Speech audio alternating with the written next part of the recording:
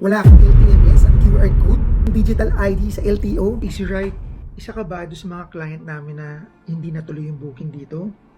Dahil kulang ka ng QR code at hindi mo ma-access yung LTMS portal mo?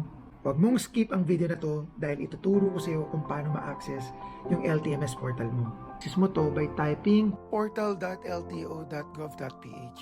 Gamit ang username at password mo na nakaregister dito, pwede ka na mag-login para ma-access yung digital ID mo. Tonyo, saan ko kukunin yung email address na yun? Ikaw lang ang nakakaalam yan, pati ng password mo. So kung na-access mo na yung portal mo, wala kang ibang kailangan gawin kundi i-click yung digital ID. Sa loob ng digital ID, merong QR code yan. Click mo lang din yan para ma-generate tong QR code na to. Wala kang ibang kailangan gawin kundi screenshot mo to, isend kasama yung ibang mga valid government IDs mo. Huwag mong kalimutan na isend din yung billing statement. Same ng address doon sa mga ID mo. Napakadali lang, di ba? Kasi walang 3 minutes, kumpleto ka na doon sa requirements mo. Paano naman kung hindi match ang billing address doon sa mga ID mo?